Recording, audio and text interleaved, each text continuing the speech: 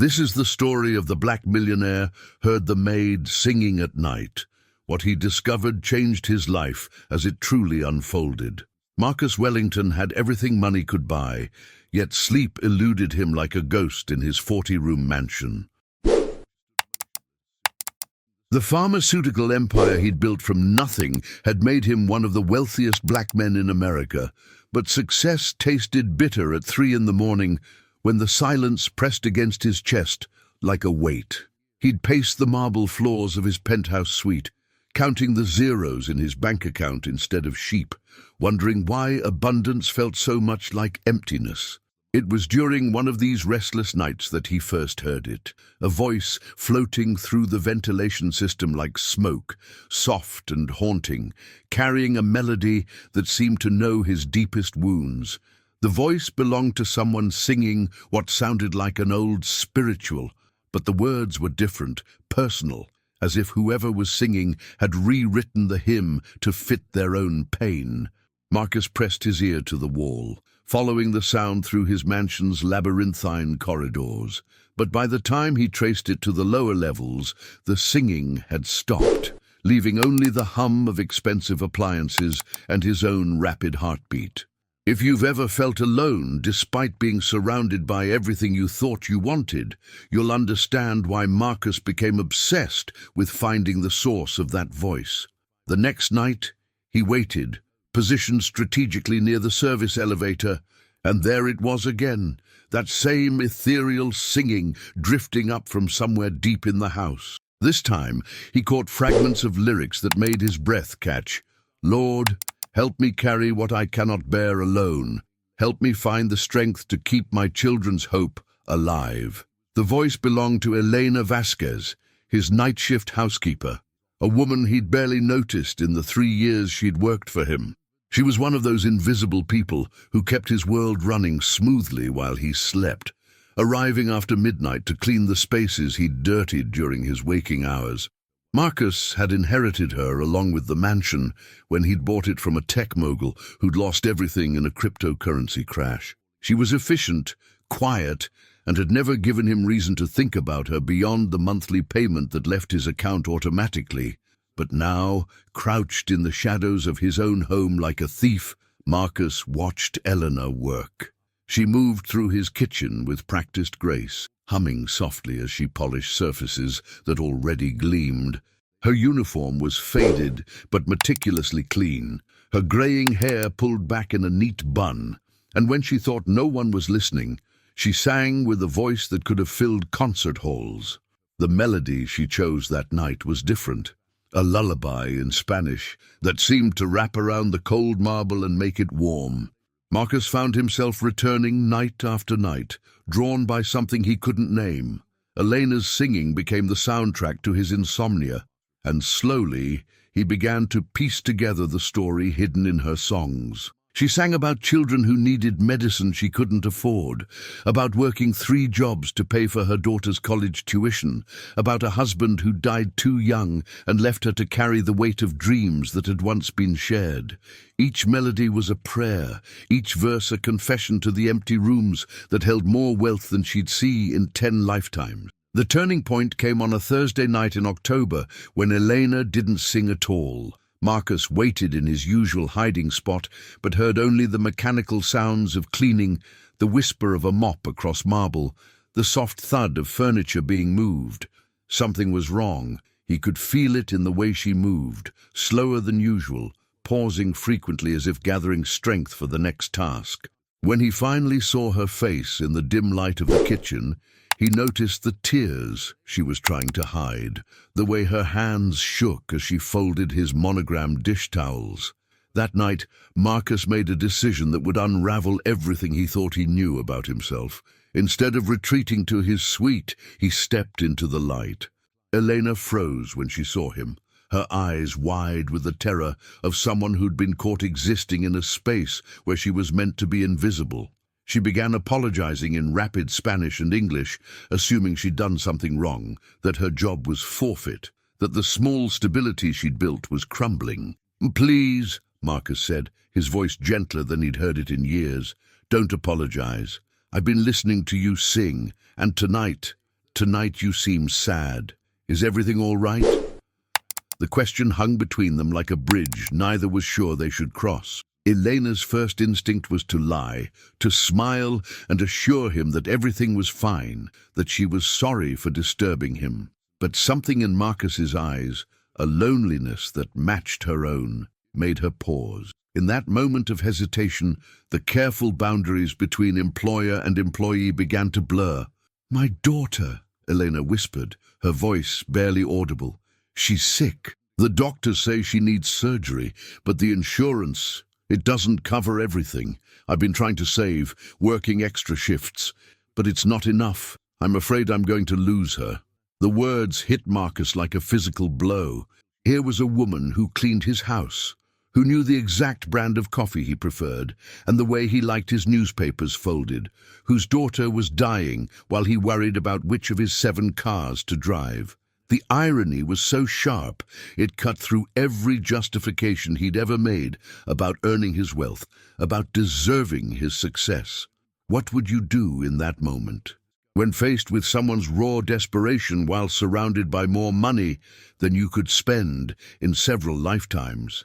Marcus's first instinct was to write a check, to solve the problem with the blunt instrument of his wealth. But as he looked at Elena, really looked at her for the first time, he realized that money alone wouldn't bridge the chasm between their worlds. She had pride, dignity, a strength that came from surviving things he'd never had to face.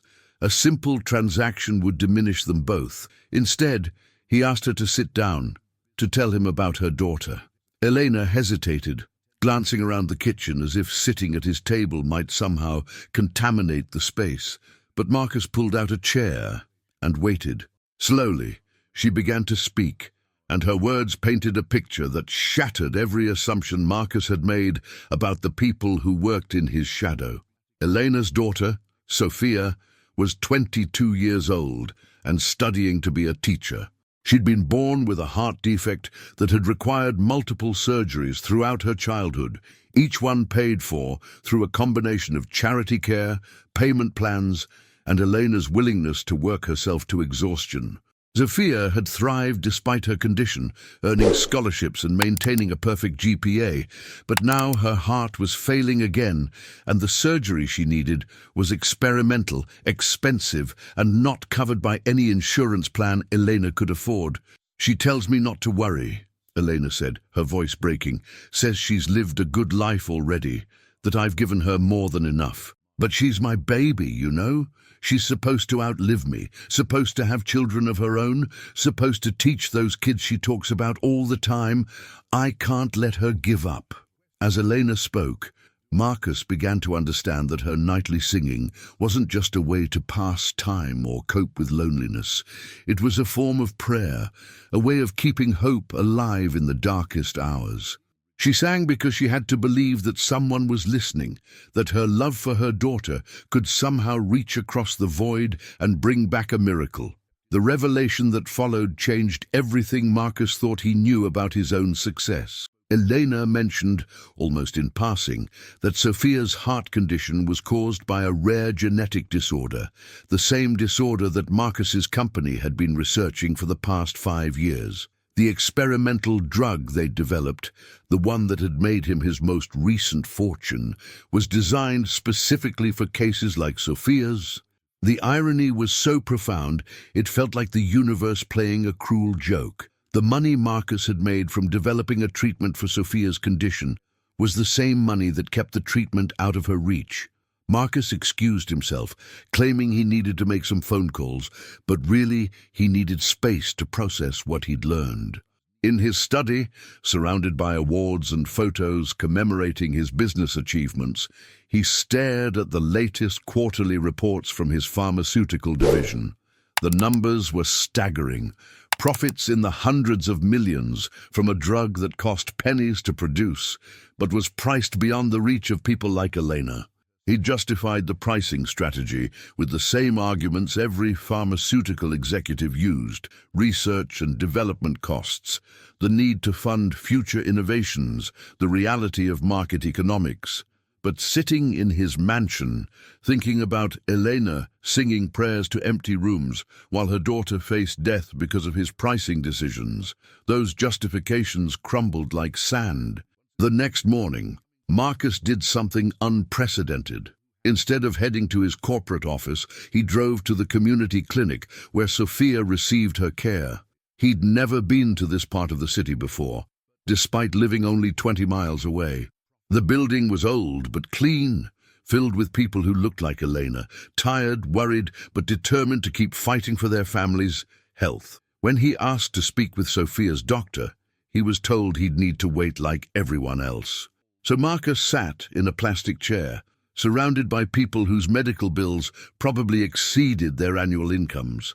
And for the first time in decades, he was just another person waiting for news about someone he cared about. Doctor.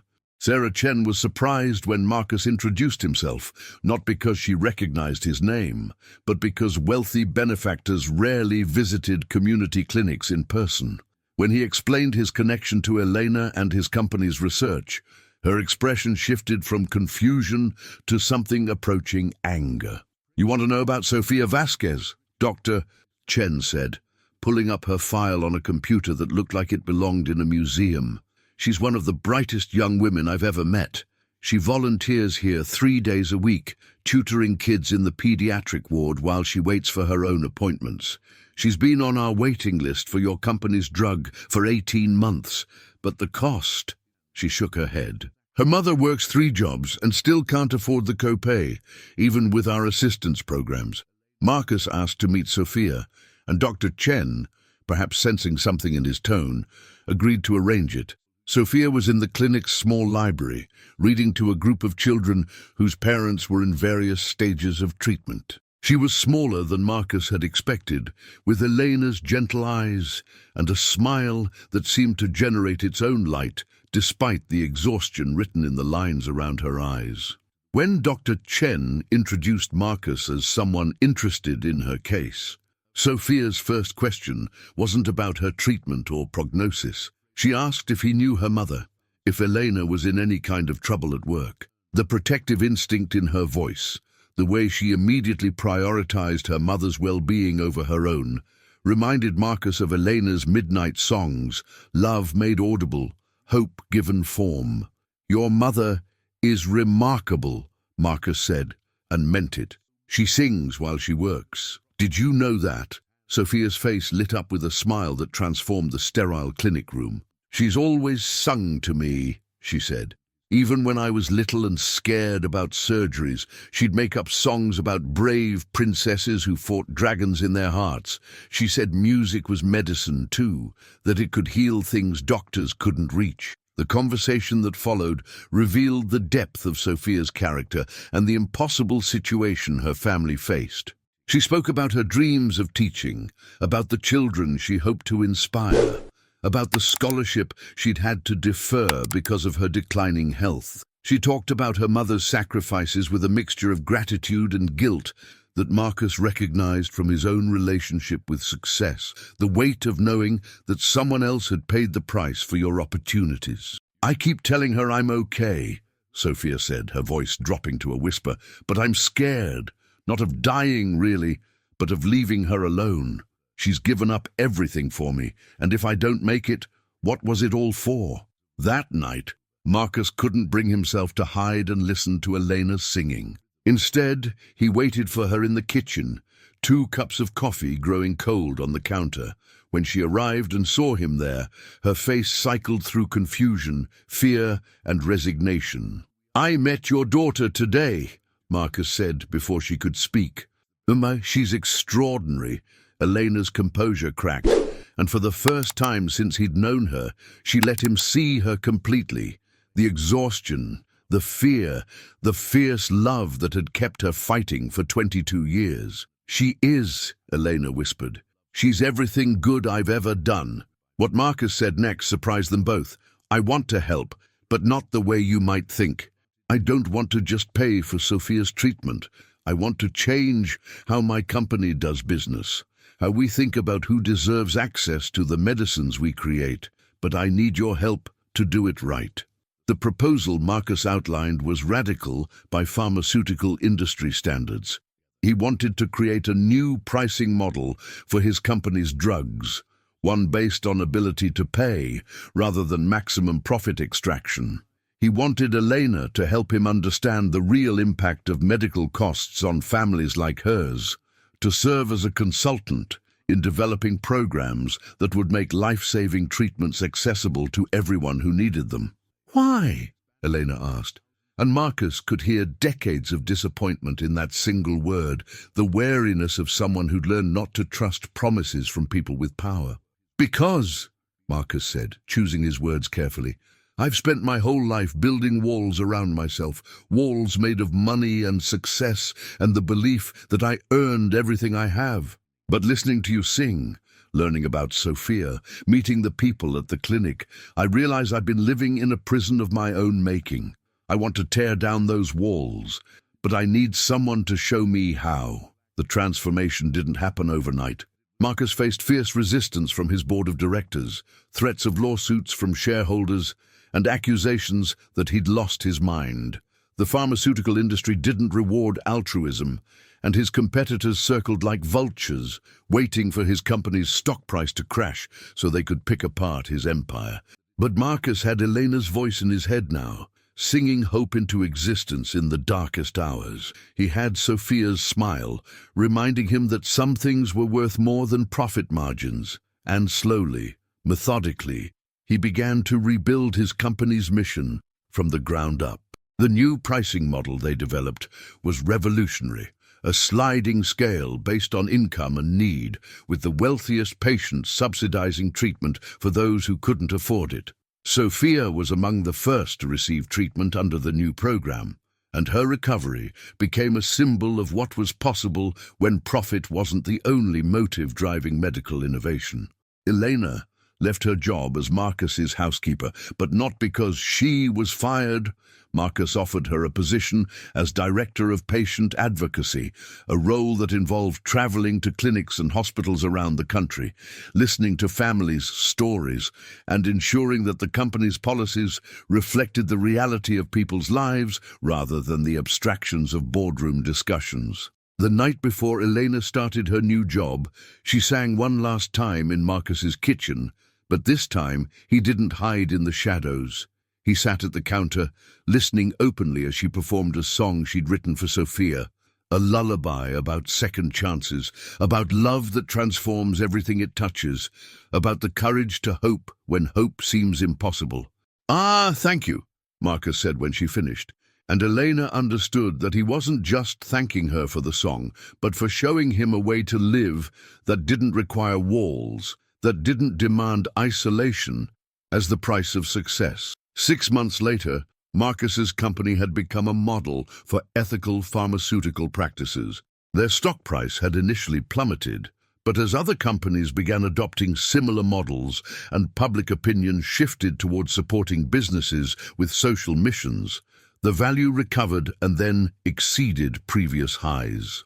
More importantly, thousands of families like Elena's now had access to treatments that had previously been beyond their reach. Sophia graduated from college with honors and began teaching at an elementary school in the same neighborhood where she'd received treatment. Her first classroom was filled with children whose families struggled with medical bills and insurance denials, and she made sure each of them knew that their circumstances didn't define their potential.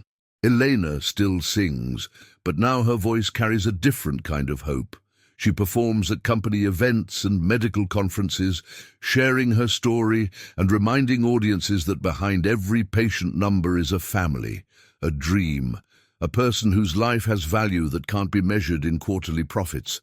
Marcus learned to sleep again, not because his mansion became less empty, but because he'd filled his life with purpose that extended beyond his own comfort. He still walks the halls at night sometimes, but now he's usually on the phone with Elena, planning new initiatives or discussing cases that have come to their attention. The last time I saw them together, they were at a clinic opening in Detroit, watching Sophia cut the ribbon on a new pediatric wing that would provide free care to children with heart conditions. Elena was humming softly, the same melody Marcus had first heard floating through his mansion's ventilation system, but now the words were different. Thank you for the strength to carry what we couldn't bear alone. Thank you for showing us that hope was always alive. If this story reminds you that we're all connected in ways we rarely recognize, that our choices ripple outward in directions we can't always see, then maybe you'll share it with someone who needs to remember that transformation is always possible, that it's never too late to tear down the walls we've built around our hearts. In the end, Marcus discovered that the greatest wealth isn't what you accumulate, but what you're willing to give away. And Elena learned that her voice, the same voice that had sung prayers to empty rooms, had the power to change not just her own life, but the lives of countless others who needed someone to sing hope into existence when the world felt too dark to bear. The mansion still stands, but it's no longer empty. Marcus converted most of it into a residential facility for families dealing with long-term medical treatments, a place where no one has to face their darkest hours alone. And sometimes, late at night, you can still hear singing drifting through the halls. Not the sound of one person praying in isolation, but a chorus of voices joined together, proving that even in the deepest darkness, we don't have to sing alone.